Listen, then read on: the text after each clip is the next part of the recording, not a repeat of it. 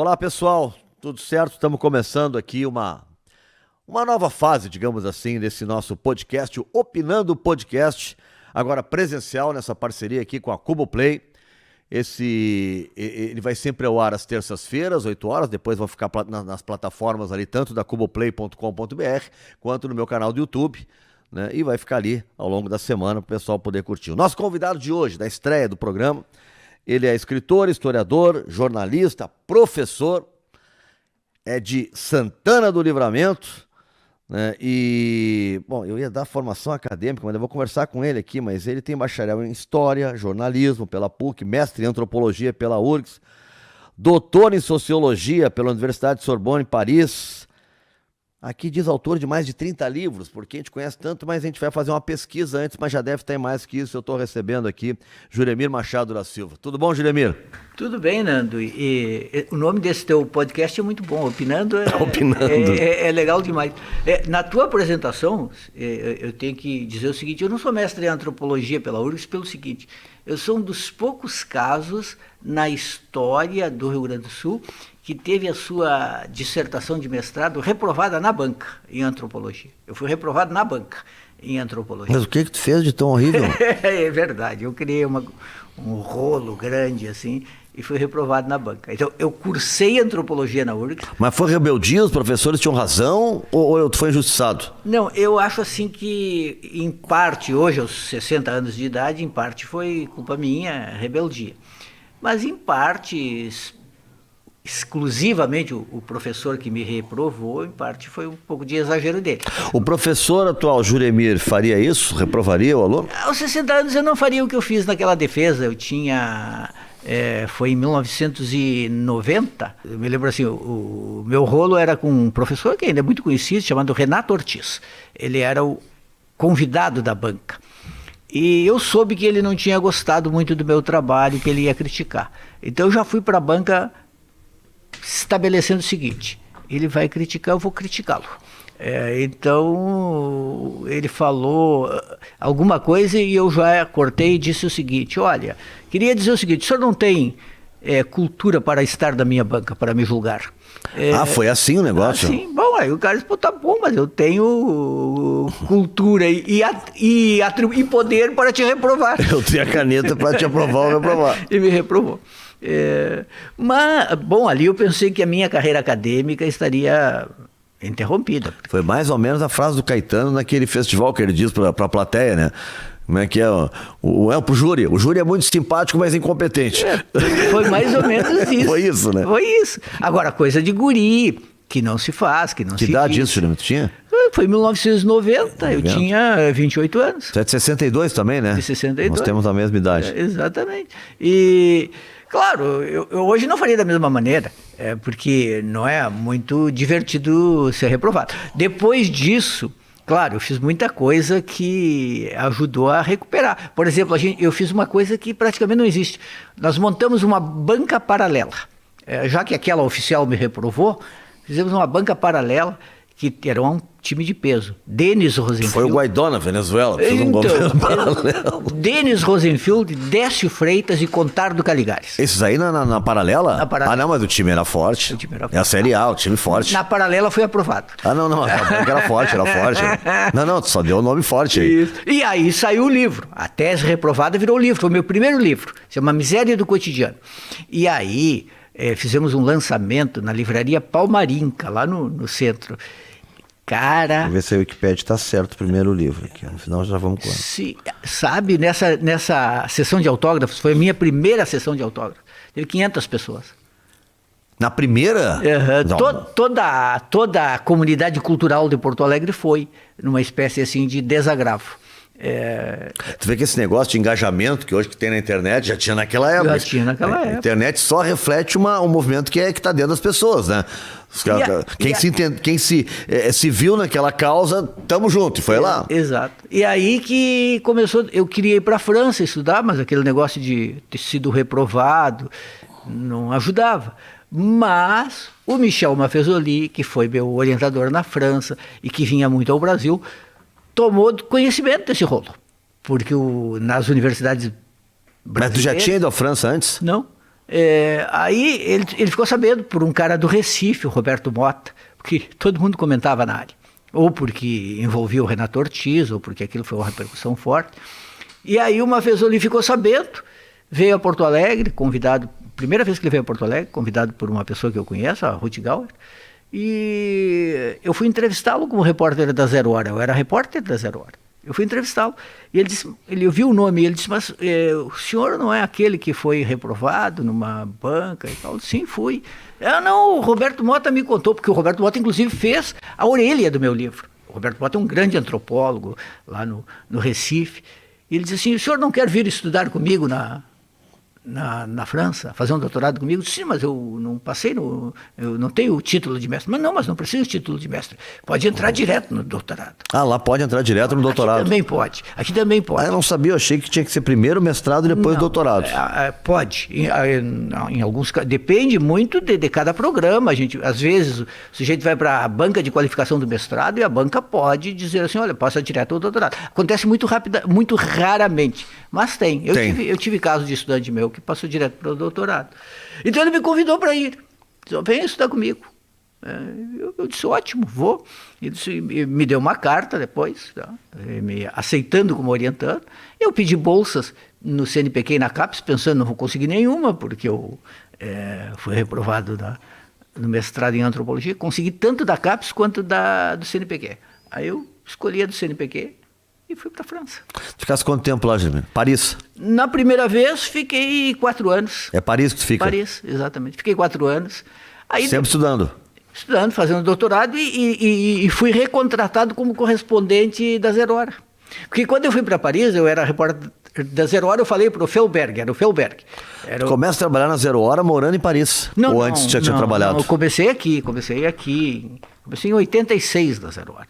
E quando eu comecei também a fazer o mestrado em antropologia. Eu entrei na Zero Hora em dezembro de 86, comecei a fazer o mestrado em antropologia em março de 87.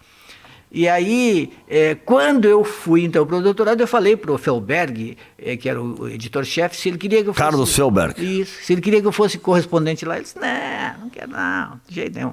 Aí, olha só como são as coisas. Aí, houve aquela grande mudança na Zero Hora, quem assumiu a direção foi o Augusto Nunes, que eu não conhecia, eu nunca tinha ouvido falar do Augusto Nunes, a não ser por uma coisa. Eu tinha lido o livro do Samuel Weiner, Minha Razão de Viver, sim, que foi, na verdade, escrito pelo Augusto, porque o Samuel morreu, ficaram as fitas, cassete, e essas fitas foram entregues ao Augusto, que escreveu o livro, que virou um best-seller. Então, a minha única referência ao Augusto Nunes era essa. Mas aí eu estava em Paris e disseram, Augusto Nunes assumiu a direção da Zero Hora. Daí, que beleza, não conheço, mas que de repente pinta alguma chance. E numa dessas, meu amigo Ricardo Carli trabalhava na Zero Hora. Eu, na época, mandei um bilhete, por alguma razão, para o Ricardo, um bilhete por fax, que era o que se tinha na época. O falecido fax. Exatamente. E o Ricardo deixou o bilhete em cima da mesa dele na Zero Hora. E o Augusto Nunes passou e viu o bilhete. E leu o bilhete. Disse, quem é que escreveu esse bilhete? E o meu amigo Juremir e tal. Disse, pá, que texto legal. O bilhete ele viu? O bilhete. Sim, eu queria contratar esse cara. E ele me contratou como correspondente na França. Olha só. Tu acha que em 2022 o mesmo Augusto Nunes faria isso? Eu nunca tive, assim, mantive uma boa relação com o Augusto, as ideias são totalmente diferentes, mas... Já era naquela época tão radicais, assim, diferentes? Olha, eu não sabia. Talvez eu não tivesse... Eu trabalhava na Rádio Gaúcho, no andar de baixo, na época que ele estava lá. Então convivi pouco com ele. Mas me estranhou muito ele recentemente, assim. Ele é um cara que... Mas eu não tinha conhecimento, assim, profundo. Ele é um cara que escreve muito bem. Sim, com certeza. Texto maravilhoso. E comigo, naquela época, ele me deu toda a oportunidade. Pô, ele me transformou em correspondente na França. Eu comecei a viajar por tudo quanto é lugar. Cobri festivais de cinema que eu queria, tudo, fiz tudo que eu queria, tudo. E, bom, aí deu rolo lá depois com o Veríssimo, né, quando eu acabei demitido. E aí as pessoas diziam que eu só podia ter escrito contra o Veríssimo amando do Augusto. Porque, como é que o cara ia escrever contra o... O que aconteceu, quem não sabe dessa história a fundo? Por quê? Porque tem essa história, o Juremir brigou com ele, o que aconteceu? Foi uma coisa assim bem... Você fez uma crônica, o que foi? Eu fiz uma crônica e ironizei o texto do Veríssimo, eu achava que em algumas coisas o Veríssimo, que tem um grande talento, mas eu achava que em algumas coisas ele era piegas, ou era assim, um tanto simplista. E é verdade o seguinte, que isso conta muito. Eu morei na França num tempo em que era muito forte a crítica ao stalinismo, a União Sim. Soviética, pós-queda do Muro de Berlim. Então, o stalinismo era muito criticado. A ideia assim, de uma esquerda stalinista era muito mal vista na França. E eu tinha essa posição. Como tenho, eu não sou a favor da Coreia do Norte, eu não Nem sou a eu. favor não sou a favor nem da Venezuela. Eu sou um crítico de qualquer ditadura, de esquerda ou de direita. Eu sou um social-democrata, eu quero assim, o Brasil como uma Suécia mais desenvolvida e com muita democracia. Bom, então, eu achava que o Veríssimo, na época, às vezes adotava um certo esquerdismo infantil. E eu critiquei isso. E junto critiquei o Érico Veríssimo, dizendo, olha, o Érico, na época da ditadura, podia, com o prestígio que ele tinha nos Estados Unidos, podia ter ido para os Estados Unidos e lá escrito artigos no New York Times violentos contra a ditadura. E não fez. Eu achei isso meio uma omissão. Hoje eu acho que talvez eu tenha pegado pesado, porque tu tem que pensar as circunstâncias individuais. Sim. Se o Érico estava doente, não estava doente, se tinha vontade de morar fora do Brasil de novo ou não tinha, se tinha algum tipo de problema. Enfim, a personalidade da pessoa, as circunstâncias da pessoa. Mas eu acho legal um debate no mesmo jornal de um colunista dizendo uma coisa, outro, se for respeitoso, entendeu? Porque se não tiver nada fora do limite, né? Mas houve uma decisão da empresa daí de tomar partido e dizer, sai o Juremir. Não, a empresa foi pressionada. Eu sou um dos poucos casos de um demitido por pressão do sindicato da profissão. O sindicato de jornalistas fez abaixo-assinado contra mim, porque eu tinha criticado o Veríssimo. O nosso sindicato da categoria do jornalismo? Sim, de jornalistas. Todo mundo ficou contra mim, porque eu tinha criticado o Veríssimo, que era o grande ídolo. E só podia ser amando do Augusto Nunes. Do Augusto Nunes, porque o Augusto era de direita, era contra o Veríssimo, então eu só podia ter agido ao mando dele. Só que a situação era a seguinte, eu tinha uma página na Zero Hora, e eu escrevia o que queria na minha página, e eu editava a minha página. Então, ninguém viu a página, ela saiu, só eu vi. Sim. Só eu. Eu escrevi, o Augusto nem estava lá no dia, escrevi, botei.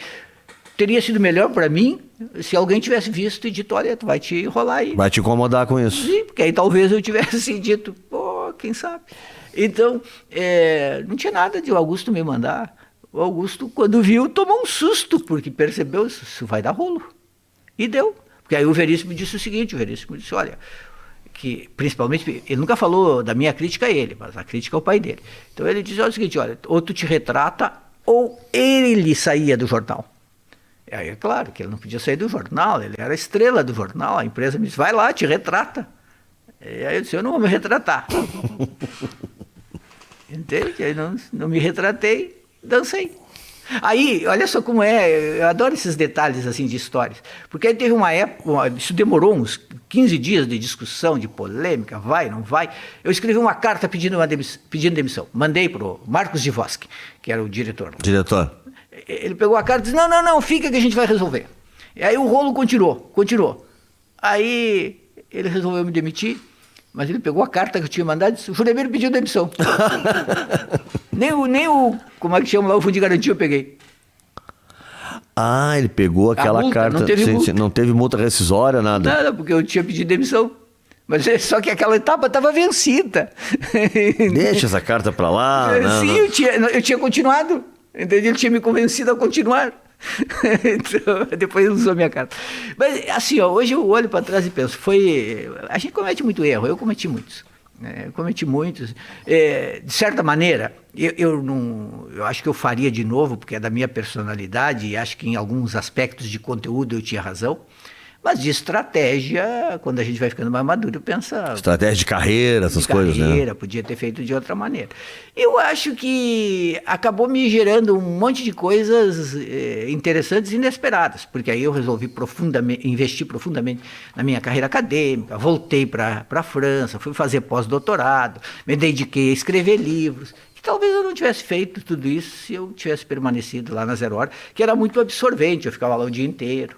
Então, eu fiquei mais livre e fui fazendo de outro jeito e gostei do que eu fiz. Agora, eu sou um dos casos, assim, poucos, demitido na juventude por pressão da esquerda, demitido quando velho por pressão da direita. São troféus. Eu acho que... Tá falando do que aconteceu recentemente na tua vida. Exatamente, da demissão da Guaíba e do Correio. Ali foi a direita que me demitiu. O Correio... É difícil a gente falar, mas eu lembro quando eu não estava na Guaíba, nem na Record, nada, e estava na RBS ainda, né? Por isso que eu ia te perguntar se tu acha que o Correio foi assim até um pouco ingrato contigo, porque o Correio do Povo, ele tinha muito assim, tinha gente que só lia o Juremir no Correio. Para mim, eu e um monte de gente que eu conhecia, eu te lia sempre na Guaíba, né? Até que tem um cara que vestia a causa, até tinha uma coluna que o pessoal, o Kleber Grabowska, botou no departamento de esportes, que era uma coluna que escreveu dizendo que o departamento de esportes da Guaíba era melhor que o da Gaúcha. Né? E eu disse, vocês queriam que ele escrevesse o quê? Se ele é da Guaíba, ele queria que ele tivesse um texto dizendo que o da Gaúcha é melhor. Mas pra te ver a força que tu tinha, tava na redação. Recortar e tava na redação. Né? Te surpreendeu, tu acompanhou, eu tava lá, saí antes, mas tu acompanhou o que estava acontecendo, mas tu esperava que eles fossem te tirar do Correio? Sim, quando eu estava em casa, quando tu fosse demitido, a Pamela, sabe, a Pamela Sim, Morales, querida Pamela, produtora. Maravilhosa, que era produtora do Esfera Pública, estava em contato comigo o dia inteiro. Ela, muito nervosa, me ligou e disse, parece que o Nando caiu. Falou bem assim, parece que o Nando caiu. Quando ela disse isso, eu disse para ela, bom, o próximo sou eu. E durou mais o quê? 2 meses, talvez. 2 meses, e eu caí também. Nesses 2 meses, eu fiz todas as concessões possíveis, porque eu sempre defendi, e falava isso muito para o Telmo Flor, diretor do Correio do Povo, sempre defendia a teoria da trincheira. Como eu saí da Zero Hora muito cedo, eu era muito jovem quando eu fui demitido, eu tinha feito muita coisa legal, eu tinha coluna no jornal, eu tinha sido correspondente. Quando eu saí, aquilo pesou bastante, a minha vida mudou muito. Então eu pensei, eu preciso jogar de outra maneira, os espaços não são muitos. Eu pensei, aos 58 anos, quando eu fui demitido da Guaíba, eu pensei assim, se eu sair da Guaíba, em rádio para mim não vai ter mais chance.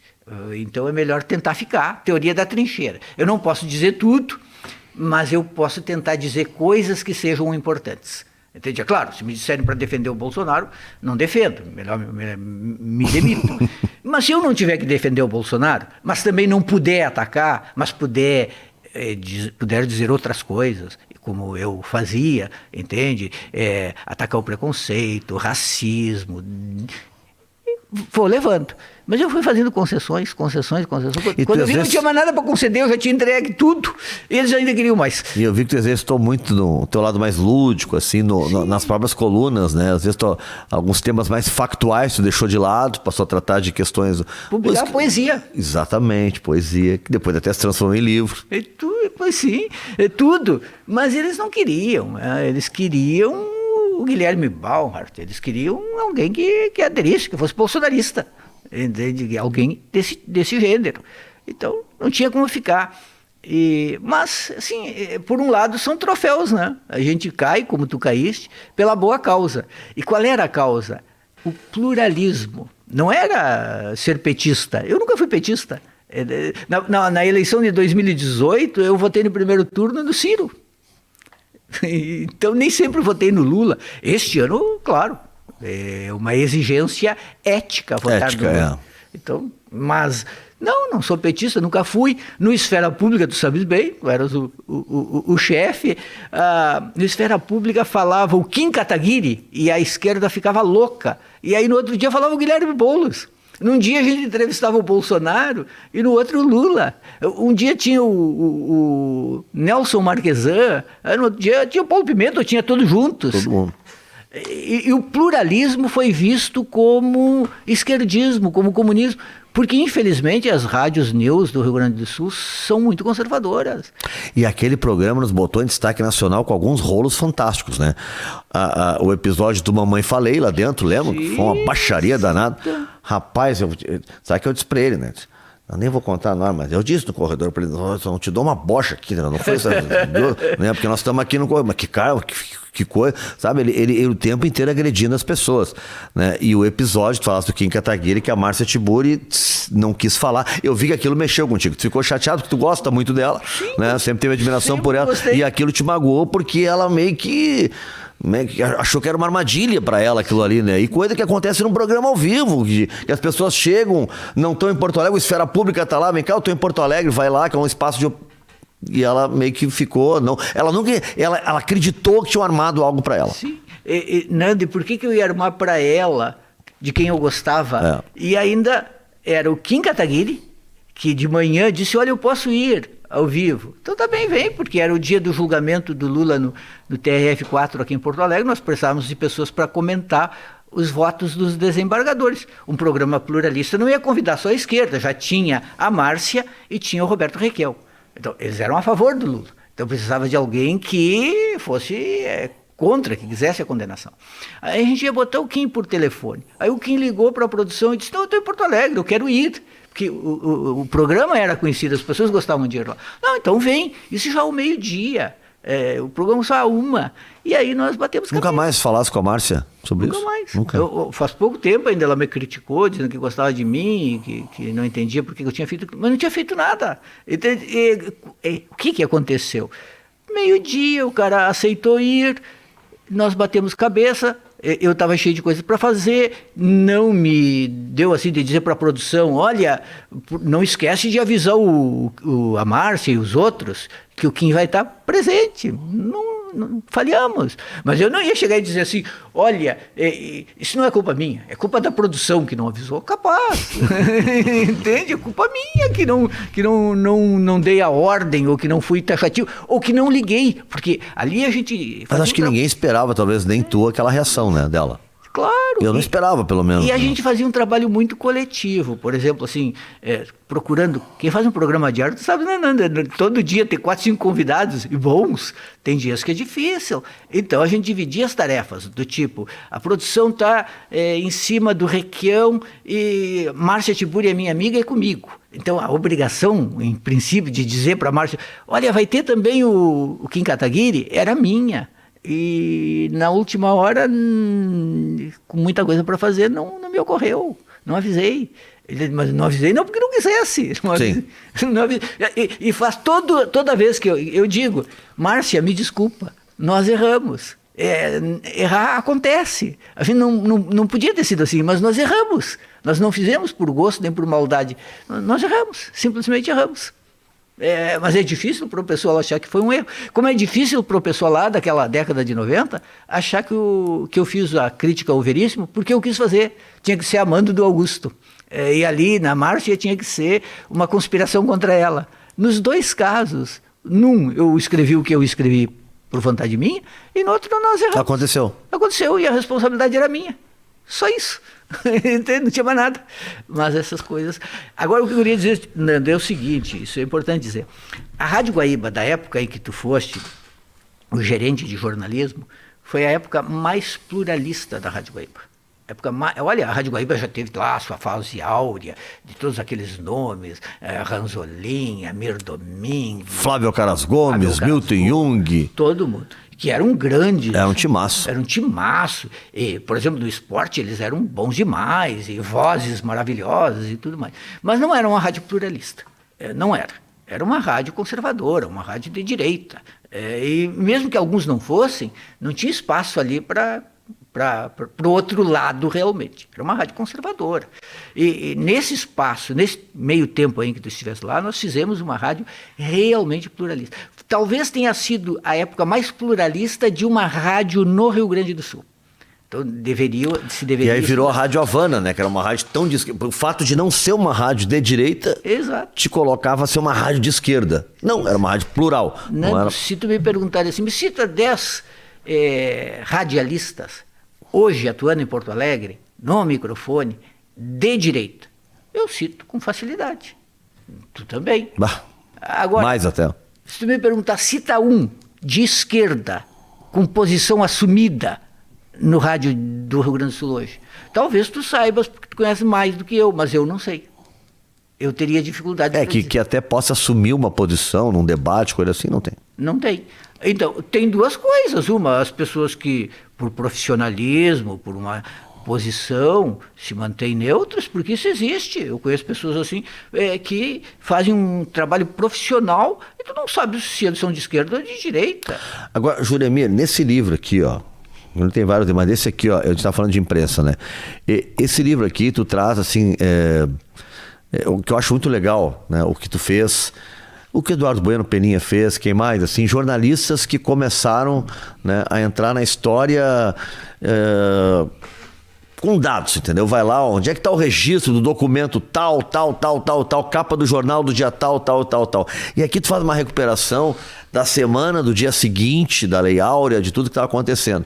E o que a gente vê é um monte de jornal posicionado, né? Posicionado, figuras influentes posicionadas, né? O que depois a gente viveu um pouco do mito da isenção da imprensa, mas naquela época, quando ela surge, né, não tinha isso. A imprensa surge sempre tomando posição. E eu não sei se é só um momento agora, mas está caminhando para algo parecido, né, do lado do surgimento lá de trás. Sim. Olha só, Nando, eu por ter feito história e jornalismo, sempre pensei o seguinte, que era interessante mesclar as duas. Então a minha concepção, os meus amigos da história não gostam muito disso, mas a minha concepção é a seguinte, o historiador é um jornalista que cobre o passado. Essa é a minha definição de historiador. Um jornalista que cobre o passado. É um repórter que vai investigar o passado. Então, qual é a minha pergunta nesse livro, Raiz do Conservadorismo Brasileiro? Como é que foi a segunda-feira, 14 de maio de 1888? Depois de mais de 300... A Lei Áurea do dia 13 de maio. Isso, como é que foi o 14 de maio? Exatamente. Depois de mais de 350 anos de escravidão. Como é que amanhece um país? Essa era a minha pergunta. Alguns me perguntam, mas qual é a teoria? Não tem teoria nenhuma. Eu quero saber o seguinte, o que se fez, o que se disse, o que se pensou no dia seguinte. O título, eu gosto muito do título do segundo, Parasitas pedem medidas contra a vagabundagem, que aí é posterior à Lei Áurea, né? Ok, primeiro aquele grande momento, né? E aí a preocupação e esse negro não gosta de trabalhar, né? Era só eles que trabalhavam, construíram o Brasil nas costas, né? Mas negro não gosta de trabalhar, esses vagabundos vão ficar onde? E aí eu tava vendo, o Diário do Maranhão chega a sugerir uma colônia, né? Uma colônia, assim, para colocar eles, assim, segregados em algum canto. Se chegou a ter uma ideia de fazer uma colônia na Amazônia, mas não, assim, nos confins da Amazônia. Sim, no meio da floresta, lá onde ninguém chegava. Exatamente. Com que recursos? Com que incentivos? Com que cultura agrícola? Parte daqueles escravos urbanos. Era um troço assim disparatado. O governo não houve nenhum projeto para incorporar aquelas pessoas. E se passou imediatamente a dizer que elas seriam perigosos bandidos, que a bandidagem cresceria e que precisava então adotar medidas, leis, para coibir a bandidagem.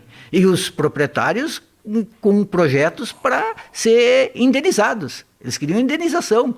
Eles ficaram lá 400 anos ganhando em cima dos escravos, mas eles achavam que eles tinham que ser compensados pela perda dos escravos, o que não teve.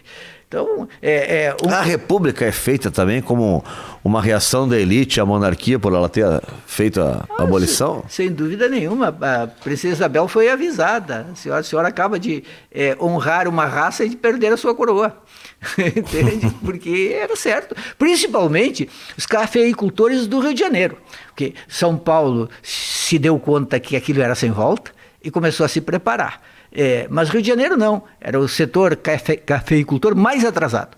Então veio a abolição e eles perderam. E o que eles queriam? Mais algum tempo. Tinha um senador do Rio de Janeiro, Paulinho de Souza, que disse para a princesa Isabel, essa lei aí, que a senhora vai sancionar, essa lei é desumana. Ele disse três coisas. Ela é anticonstitucional, ela é inconstitucional, antieconômica e desumana. Ele, diz aqui no livro, ele abre a sessão, né, do dia da votação, quem abre o discurso de abertura é o dele, né? Ele era muito influente, muito bem articulado, e ele sustentou isso. Inconstitucional, se quiser, era, porque a Constituição vigente, né, a Constituição do Império, previa a escravidão. Os escravos eram propriedades, mas digamos que era um dispositivo constitucional imoral, absurdo. Se poderia dizer assim, era um dispositivo constitucional inconstitucional, era um traço inaceitável. Lei de cotas para, né, estudantes, que faz parte da cota social, mas a cota racial, muita gente defende que a lei de cotas é racista. Sim. O que tu pensa sobre isso? Eu abri aqui porque eu leio livro anotando, né, Júnior? Aqueles tipo criança que vai botando as frases que gosta, né? E tem uma pergunta que eu acho que é emblemática nos tempos de hoje, que abre o livro, né? Que é: qual é o tempo de prescrição para o mais hediondo crime contra a humanidade praticado em permanência e de modo continuado por mais de 3 séculos? Né? Eu acho que é muito atual essa frase. O que tu pensa sobre isso da lei de cotas? Eu sou totalmente favorável, porque é a famosa política do pé na porta. Cara, não teve outro jeito. As universidades sem negros, todo o mundo midiático sem negros, mas a população brasileira majoritariamente negra. Então era preciso fazer alguma coisa, porque essas pessoas é uma disputa, é uma corrida em que o branco larga 100 metros na frente, o outro vai ter que chegar na frente como? Largando tão atrás. Eu vejo em todas as áreas. A Fórmula 1 seria 8 voltas atrás, mais ou menos. Exatamente. Né? Nando, pergunta aí numa área que tu conhece muito mais do que eu. Futebol é um esporte jogado por muitos negros. E jogado muito bem por muitos negros. Nosso maior ídolo, né? O maior jogador é um negro. Edson Arantes do Nascimento, Pelé. E o Garrincha. Garrincha, meu Deus do céu. Quantos comentaristas negros tem nas rádios do Rio Grande do Sul comentando futebol? Não recordo. Estou buscando aqui algum, não me lembro. Então, não parece estranho que um futebol... Luiz Henrique Benfica comenta na Rádio Bandeirantes hoje, nosso colega lá da RBS, que era repórter e é comentarista na Bandeirantes. Aí, eu nem sabia que ele era. E gosto muito do Luiz Henrique, que bom. Mas tu vê assim, não é estranho que um futebol jogado por tantos negros seja comentado por tão poucos negros? Presidente de clube. Nossa, treinador ainda. Treinador de futebol, presidente de federação. Nada. Onde é que estão os negros? Exatamente. E é um esporte que eles dominam. Exatamente. Então, eles são bons para jogar, mas eles não são bons para comandar, eles não são bons para organizar, eles não são bons para comentar. Julimir, aí o Falcão é um que uma vez falou muito sobre isso, é um preconceito da cor e tem um preconceito social, que é o seguinte: o jogador, em geral no Brasil, eu diria que 99,9% vem de classes muito pobres, né? Muito pobres. O Thierry Henry uma vez levou um pau porque ele disse uma verdade, né? Que enquanto os jogadores da França saíam de escolas, estavam estudando em sala de aula e tal, os do Brasil estavam todo mundo na rua e tal. Uma coisa que, filho da mãe nos dizer isso, mas ele não estava mentindo quando ele disse isso, né? E tu vê o seguinte: a dificuldade de ascensão de um ex-jogador para conseguir cargos num clube de futebol. Os caras podem jogar, mas quando eles começam a frequentar o andar de cima, eles não são bem aceitos, né? É muito difícil. Presidente de clube, eu lembro do Roberto Dinamite, tá?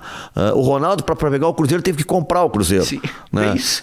Diretor executivo, assim, é difícil. Eles não é dado a eles essa possibilidade. Não, vocês podem jogar, entendeu? Vão fazer a festa para nós aplaudir, mas participar da gestão, não. É muito raro. Só agora nós começamos a ter realmente escritores negros de muito destaque nas grandes editoras brasileiras. De vez em quando tinha um, mas era raro. A Academia Brasileira de Letras é uma academia de brancos, embora tenha entre os seus fundadores um negro, o Machado de Assis. Mas depois ela foi ficando mais branca e é difícil entrar um negro.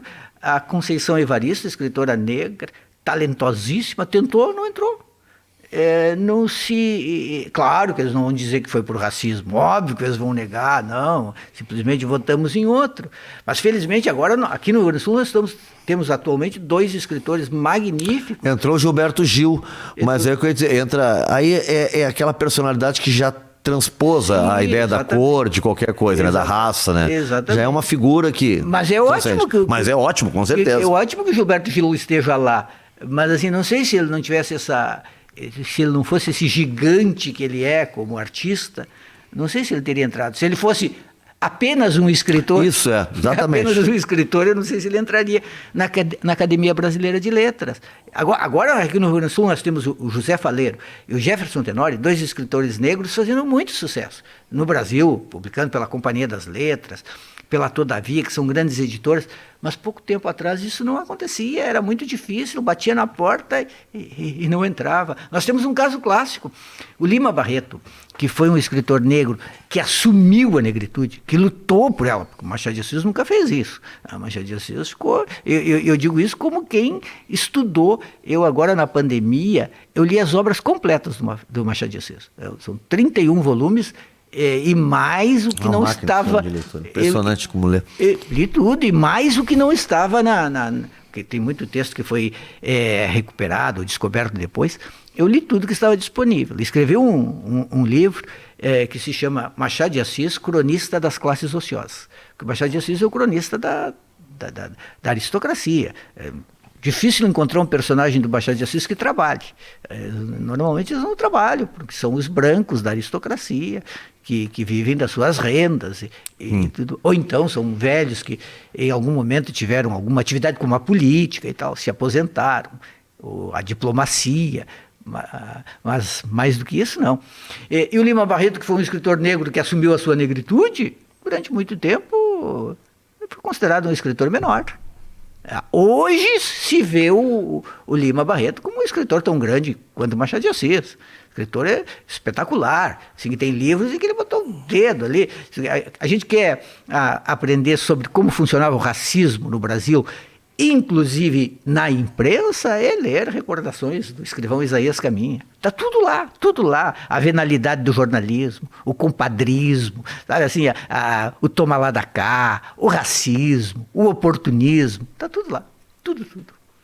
Guilherme, tu tem uma polêmica que os CTGs adoram, né? Que é a tua visão tua visão não, que tu escrevestes e o que tu fala sobre a chamada Revolução Farroupilha. Tu fez um livro sobre isso, também um livro com documentos, um livro com dados. Sabe o que pouco se fala, Júlio? A gente vê muito assim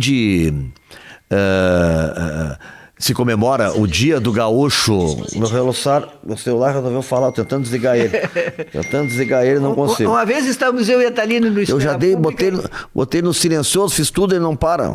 Uma vez estávamos eu e a Thalina no Esfera Pública e saiu uma voz que a gente não sabia de onde. E a gente fazia sinal pro cara da técnica e ele dizendo... que não era lá, e aquele negócio, daqui a pouco a Thalinha olha para mim, era no meu bolso, era o meu celular que estava falando. Não, é uma maluquice. Tá, mas voltando lá, na Revolução Farroupilha, a impressão que dá quando a gente comemora o Dia do Gaúcho, tá, que o Rio Grande do Sul meio que começa ali. Né? A gente tem pouca informação, que Rio Grande do Sul era esse antes da Guerra dos Farrapos, né? Tem pouca informação sobre isso. Por que a data... Do Dia do Gaúcho é a data da Revolução Farroupilha, como se ali tivesse começado o nosso estado? Pois é algo interessante, porque tu sintetizaste o que para mim é importante. Eu, quando faço um livro, eu quero fazer livros, vou ser vulgar, é matar a cobra e mostrar o pau. Entende? Tem assim, olha, aconteceu tal coisa. Como é que eu sei? Porque tem documentos.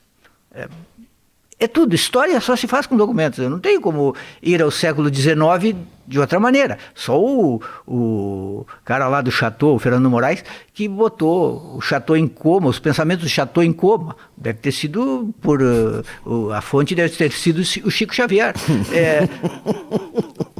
Eu vou lá e mostro. Olha, é isso. Eu digo Chateau estava em coma e ele tem depoimentos, Chateau é isso? Tem os pensamentos dele.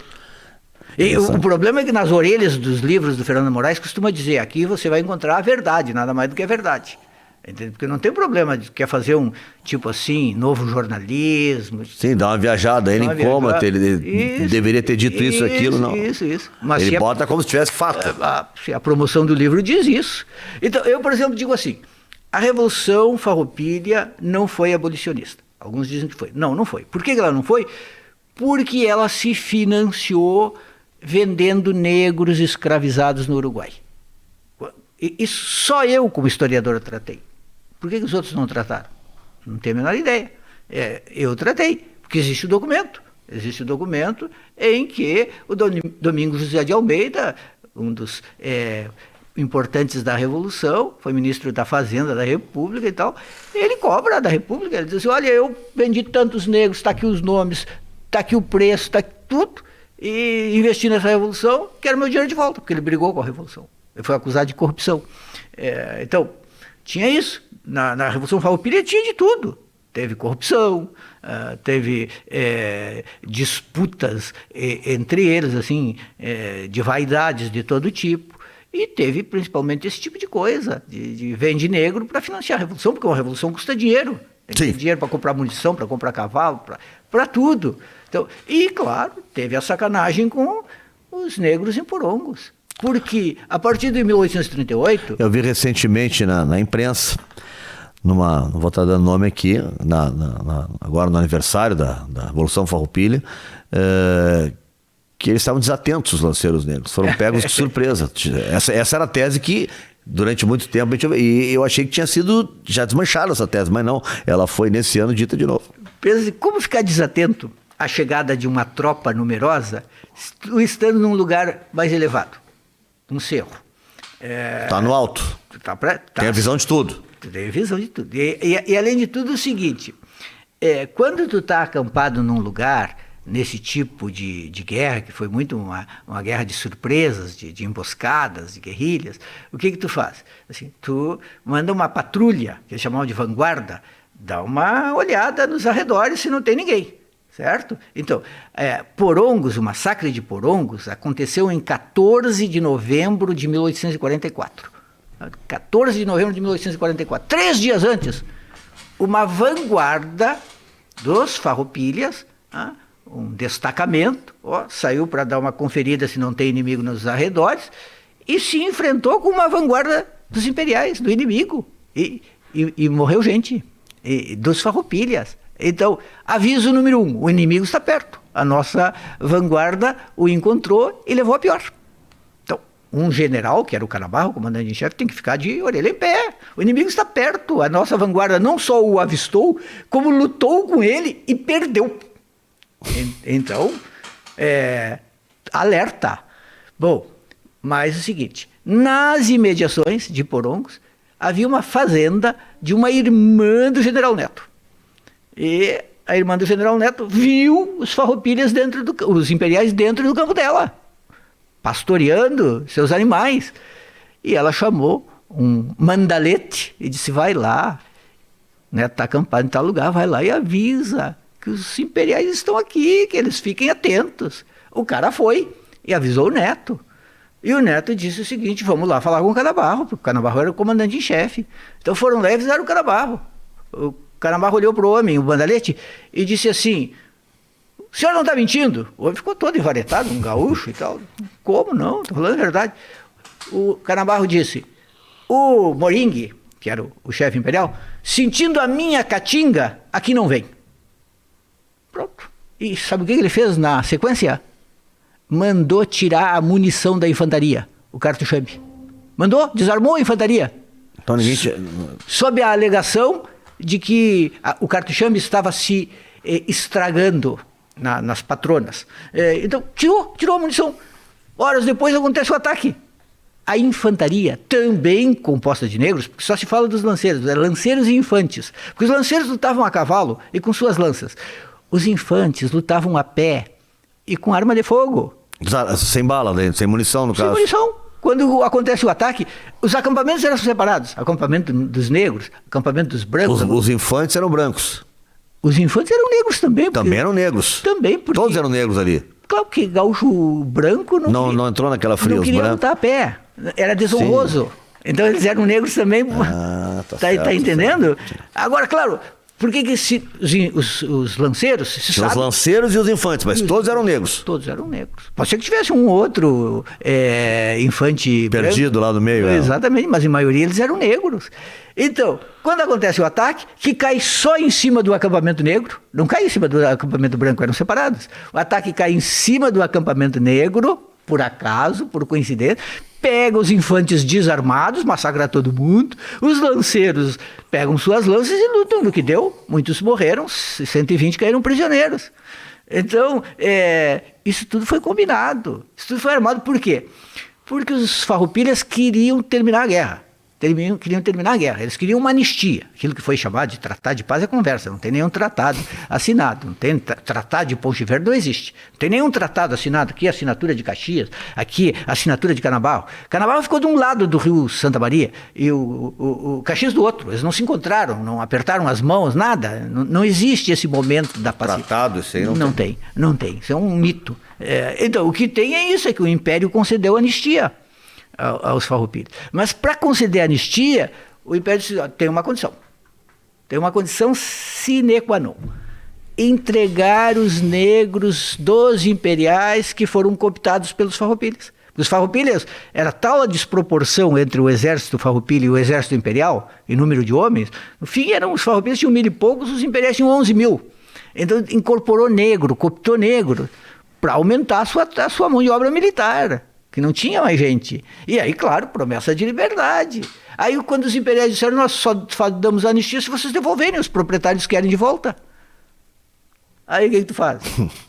Tu devolve, os caras vão sentir assim, mas que filhos da puta. E se eles se rebelarem, vão ficar aqui na província, vão nos matar. Então, se bolou um meio de tentar se livrar daquele pepino, o massacre de Porongos. Mas como muitos caíram prisioneiros, foi preciso fazer alguma coisa. O que fizeram? Aí tem um mito que diz, não, eles foram incorporados por Osório no exército brasileiro. Não, eles não foram. Eles foram levados numa barca, num navio chamado Triunfo da Inveja, documentação... Triunfo da Inveja. Documentação que eu descobri no Arquivo Nacional, o pessoal pesquisando para mim, ninguém sabia para onde eles tinham ido. Diziam que era para a Fazenda Santa Cruz, uma fazenda imperial no Rio de Janeiro. Não, eu descobri com a minha equipe que eles foram levados para o Arsenal da Marinha no Rio de Janeiro. Isso ninguém sabia. Aí foram lá para o Arsenal da Marinha. Lá eles viraram escravos da nação, e os escravos da nação eram alugados. Tu precisava de um escravo, ela alugava por jornada. Uma das tarefas que eles acabaram fazendo era a seguinte, uma tarefa terrível, que era carregar os barris de excrementos para jogar no mar. As pessoas cagavam, mijavam, aquilo era armazenado e eles levavam para jogar no mar. E aquilo escorria no dorso e escamava a pele, ulcerava a pele, criando manchas brancas. É de onde veio o termo tigrada.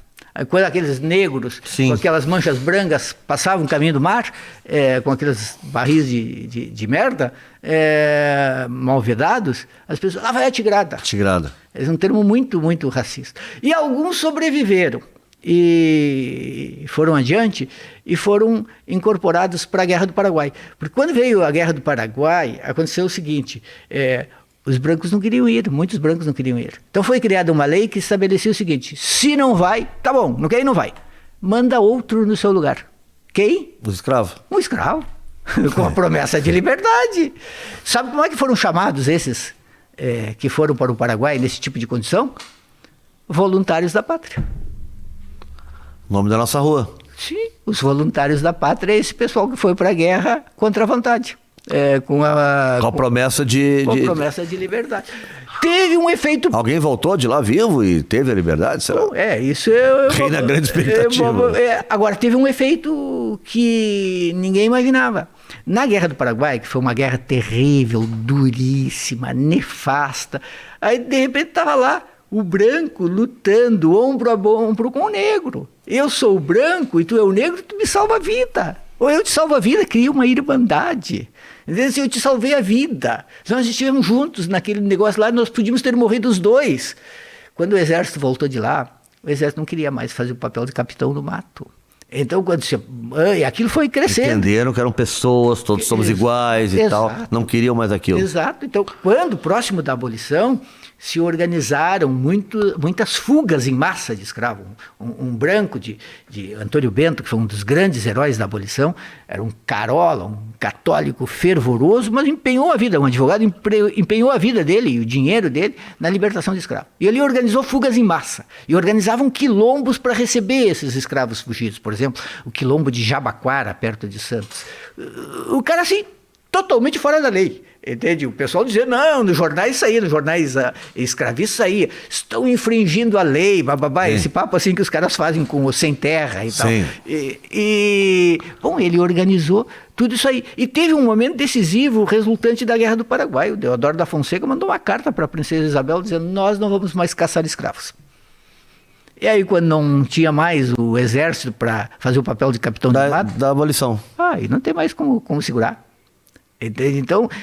essas belas coisas precisam ser contadas na sala de aula. É verdade. Tem que contar na sala de aula. Que não foi assim, essa maravilha dos nossos heróis, o Caxias e não sei mais quem. Isso não cai no vestibular, né, por exemplo, ainda, né? Pois é. Não, é claro, e como eu fiz livros assim, esse outro livro que eu fiz, o História Regional da Infâmia, sobre os negros farrapos, eu recebi muita ameaça. Eu recebia telefonema, os caras diziam assim, nós vamos te capar. Capar, é? Capar. Os caras pegavam pesado mesmo, né? Exato. Não dá pra ser outra coisa, mas dizer capar. Olha só a minha ilusão. Capar não. A minha ilusão, Nando, quando eu fiz o livro, terminou o livro, nós compilamos 17 mil documentos. 17, toda a coleção Varela. Tinha um amigo que era diretor do Arquivo Histórico do Rio Grande do Sul, ele me deixou levar a documentação para casa, boa parte. Aí morreu, a menina me ligou e disse, atrás de volta que o... Tu reuniu uma galera trabalhando contigo, estudantes, estagiários, como é que tu fez? Ia ter 12 pessoas. E eram o quê? Alunos teus? Alunos, isso. Em alguns lugares, no Rio de Janeiro, eu contratei uma ex-aluna que ia lá no Arquivo Histórico pesquisar para mim. Tudo. Para fazer um trabalho assim. Sim, que é um ponto de ensinamento para o cara que é aluno, que o cara está estudando ali, né? Nesse movimento, estudar, de pesquisar. Exatamente, essa era a ideia. A ideia não era ficar fazendo tese. Era dizer... Agora, Juremir, esses documentos estão lá, não foram colocados uma semana antes de fazer o teu livro. Por que os nossos historiadores, por que isso aí fica tão secreto? Porque é preguiça dos nossos historiadores? Tem muito historiador trabalhando hoje sobre todos os temas possíveis. Mas claro... Mas hoje, né, Juremir? Estou falando dos nossos professores de história, da sala de aula e tal. Aí entram vários aspectos. Aqui no Rio Grande do Sul, na época, teve alguns historiadores que me ajudaram. Tem o Talgolim, por exemplo. Talgolim. O Moacir Flores. Moacir Flores, sobre a Revolução Farroupilha, ele fez coisas extraordinárias. Teve mais historiadores mais jovens, assim, 2 historiadores, a Daniela e o Vinícius, que estavam ali. Porque hoje na pós-graduação se pesquisa quase tudo, mas são montanhas de dados e de coisas que cada um vai procurando e achando aqui e ali. E alguns temas tu consegue chegar na frente, em outros temas já está suficientemente pesquisado. Sobre a Revolução Farroupilha, eu acho que havia muito medo até de ser... Não vão mexer com isso, não vão mexer né? com isso. Vespeiro, né? Aquela coisa. Exatamente. E às vezes também tem trabalho acadêmico que não repercute porque a mídia não se interessa. Entende? O cara faz lá uma boa tese, uma boa dissertação sobre esse tipo. Tem o Mário Maestro com os alunos dele na Universidade de Passo Fundo, que pesquisa quase tudo sobre questões desse tipo. Mas hoje em dia no Brasil estão se interessando um pouco por pesquisa, até quando os caras pesquisam, descobrem vacina para salvar vidas, os caras acham uma droga. Pois é. Não. Então, até isso é uma droga. Então... A vida de pesquisador é dura, principalmente se tu começa a mexer com os mitos. Juremir, eu falei em 2022, entrei na vacina. O que tu acha que vai acontecer agora? A gente tem uma eleição no dia 30 aqui no estado, uma eleição muito parecido o discurso do nacional que se tem de um lado com relação ao que se tem aqui no estado, né? Onyx e Bolsonaro, eu tô falando. Discurso muito parecido, né? Muito mais baseado em anticorrupção, denúncias e a questão da moral, né? Deus vai nos ajudar, aquela coisa toda. E de um outro lado tem nacional, que é o PT, que é o Lula, né? E aqui não, é o Eduardo Leite, que não é o PT, né? Mas que também não é o Onyx. Como é que tu vê essa doideira? O que vai acontecer? Porque... sei lá, até eu queria que tu falasse sobre isso. O que vai acontecer e como é que sai o Brasil depois disso? Tu acha que alguma possibilidade de nós sair pacificado, um pouco melhor?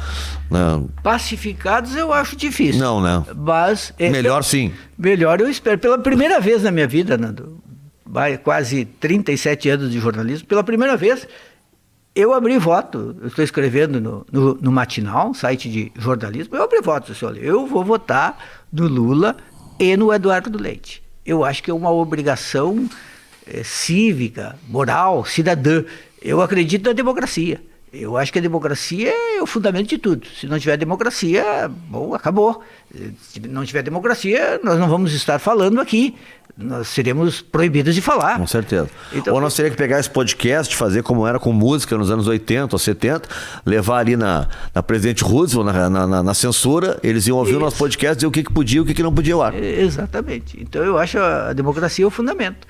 Então, como eu vejo no Bolsonaro um sujeito que quer dar um golpe, que sonha com um golpe, talvez nunca consiga dar, tomara que não, mas que se pudesse daria, porque golpe é fechar o STF. Por exemplo, a ideia de aumentar o número de ministros para 16 é uma coisa que a ditadura fez. Quer dizer, um casuísmo. Quer dizer, aumenta o número de ministros para botar teus ministros lá dentro, para ter uma maioria forçada.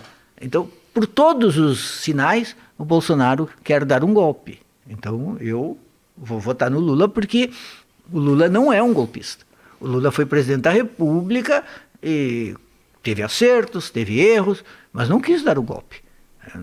Os governos do PT são governos... Não quis mudar a Constituição, nada, aumentar ministro do STF, nada. São governos democráticos. É claro, tu sempre pode encontrar aqui ou ali um problema, tem toda a discussão sobre a corrupção, mas foram governos democráticos. Mas por que surge o Bolsonaro com essa força tanto? É só o antipetismo? Porque o Aécio Neves já tinha, de certa forma, um antipetismo ali, né, contra a Dilma.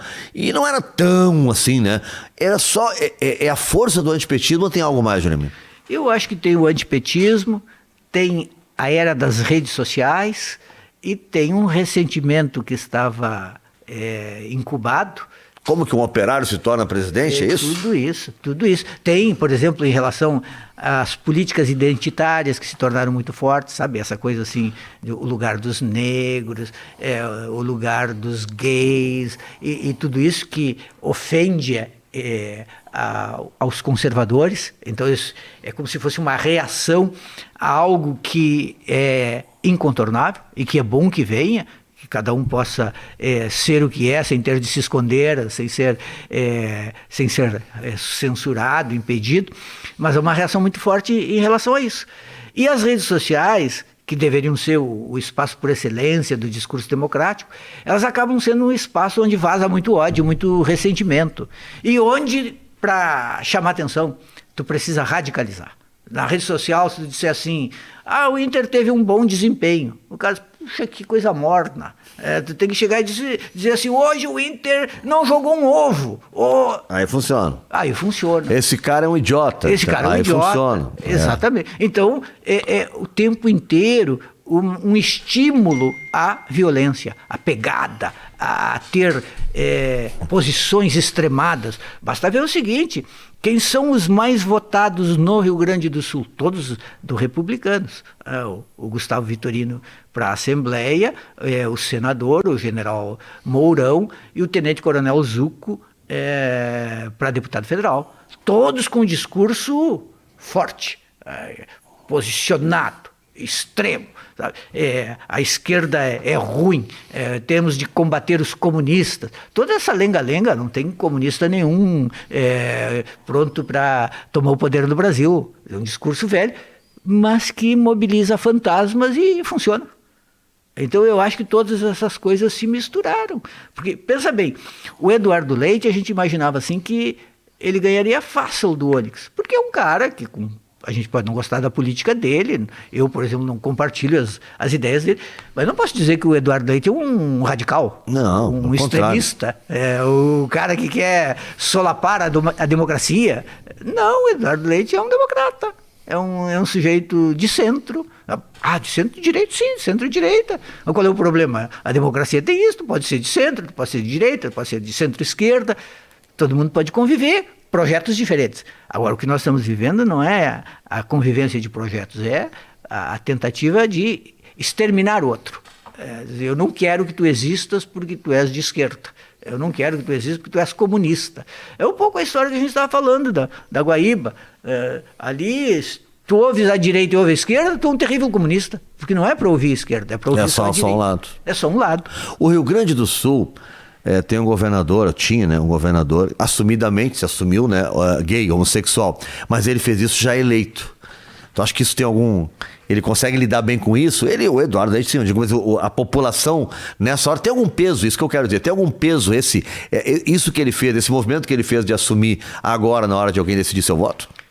Pois, eu me pergunto se teve ou não, se o preconceito no Rio Grande do Sul pesou contra o Eduardo Leite, porque desta vez ele foi candidato, todo mundo sabendo que ele é gay. E quase perde para o Eduardo Preto, né? Foi ali, né? Quase fica em terceiro. Eu me pergunto, claro, as pesquisas não investigaram isso. Havia um grande respeito no Rio Grande do Sul ao Eduardo Leite na sua... no fato de ele ser gay. Por exemplo, todo mundo sabia que na imprensa... Nós sabíamos, mas não era público, né? Eu disse para ele um dia, eu fiz uma live com ele, eu disse, governador, cada vez que o senhor ia lá na Guaíba, eu ficava pensando, será que eu tenho de perguntar ao governador se ele é gay ou não é gay? Ao final eu dizia, não vou perguntar, porque eu acho que isso é uma coisa dele. Íntima, né? É íntima, se ele não quer falar, porque ele acha que não... Embora a meu ver, fosse importante, porque um governador do estado que assume que é gay, isso ajuda a combater o preconceito. Com certeza. Mas monte de pessoas que estão lá com medo se sentem mais fortalecidas, representadas. A gente não perguntava. Uma vez teve um incidente, eu sempre conto isso, uma situação prosaica. Nós íamos fazer uma entrevista de fim de ano, Thalina e eu, com ele, e naquele estúdio pequeno da Guaíba. E aí ele chega, entra no estúdio, estou eu lá dentro com a Thalina. Aí ele senta e a Thalina levanta para ir ao banheiro. E aí a bolsa dela ficou... Não, ele chegou e ficou em pé, ela saiu para ir ao banheiro. A bolsa dela ficou na cadeira, e ele sentou naquela cadeira onde estava a bolsa dela. E daqui a pouco ele olhou para mim e disse, Juremir, pede para tirar essa bolsa daqui, senão depois essa imagem aparece, vão ficar falando mal do governador. E eu fiquei pensando, será que isso é uma deixa para aproveitar e perguntar? Qual é o problema? O senhor não é gay? Eu fiquei pensando, eu não vou perguntar. A Thalina voltou e disse, Thalina, tira a bolsa ali do governador, brincou comentando isso. Mas nós tínhamos um grande respeito. É o que a gente chamaria de uma mensagem subliminar. O certo é que eu acho o Eduardo Leite uma ótima pessoa. Eu também acho. Eu elogiei ele, a coragem dele, né, do que ele fez. E até, aí tu vê o preconceito, que a própria esquerda, muita gente entrou ali dizendo que ele fez isso só para ganhar voto e não sei o que e tal. Aí, e tinha uma coisa ali que era mais importante do que analisar isso naquele momento. Até porque não fez em meio né, foi uma coisa que, não foi na semana da eleição, alguma coisa. O fato novo do Vitório Pífero, né, que tomou 5 no Grenal, não foi 2 dias do Grenal. Ele fez porque ele considerou que era o momento de fazer. E acho que deve ser muito difícil fazer isso. Eu acho que ele considerou que era o momento adequado. Ele não me parece ser assim, um sujeito oportunista, nem fez cálculo eleitoral. Não, acho que são as circunstâncias da vida dele.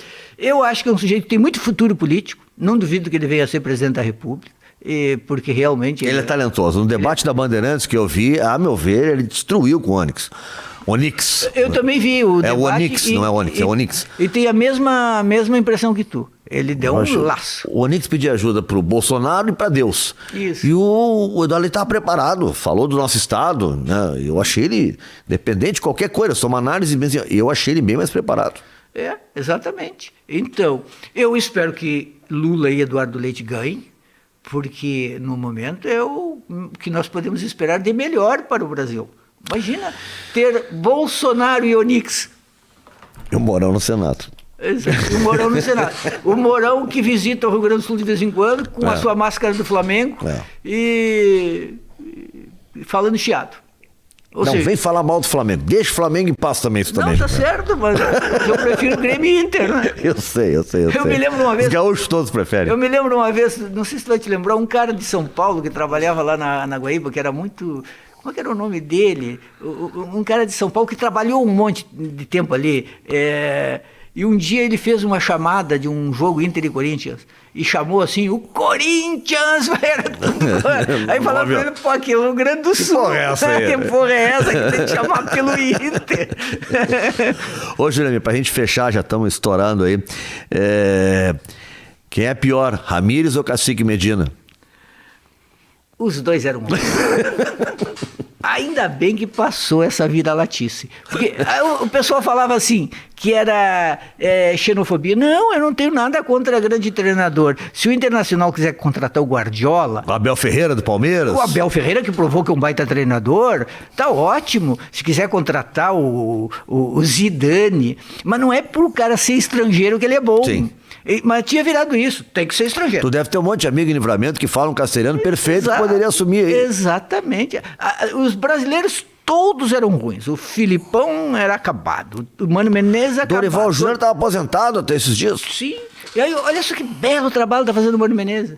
Porque é muito complexo. Às vezes um treinador não dá certo num clube e dá certo no outro. Claro. Um jogador não encaixa num clube e vai lá e encaixa no outro. Mas olha, o Mano, não tem esses maus trabalhos do Mano. Apontaram o Bahia como o mau trabalho dele. Tu vai ver o trabalho no Bahia dele tem quase 70% de aproveitamento. Não é mau trabalho. Sim, sim. Né? O momento pior, talvez, do Mano, mas é um momento pessoal, que ele assume o Flamengo e lembra que ele se sente fragilizado. Diz, olha, vou me embora. Mas ele deve ter visto alguma coisa horrível lá que ele não quis ficar. Era isso, porque no Corinthians ele tem sucesso, no Grêmio ele tem sucesso. Eu acho que na seleção, o melhor momento, quando ele começa a arrumar a seleção, ele é demitido. Não, e todo mundo erra. O Guardiola, que a meu ver é o técnico que realmente fez alguma mudança tática. Eu nunca tinha visto um time jogar como aquela história que o Guardiola inventou no Barcelona lá, e do passe curto e tal, todo mundo se movimenta o tempo inteiro. Sensacional aquilo, uma mudança tática. A maioria não faz mudança tática. Aplica e já é muito. Mas erra. Mas até o Guardiola erra. Agora contra o Copenhague, o Guardiola deixou o Haaland aquele na reserva e sofreu com aquele time. Patou o jogo, 0-0. Eu ainda brinquei, professor Pardiola. Professor Pardiola, uma mistura de Guardiola com o professor Pardiola. Mas na Champions do ano passado ele tá ganhando o jogo, tira um atacante, mete um volante, faltando 10 minutos para segurar o jogo, né, e acaba tomando 2 gols e é desclassificado. Então... Também erra.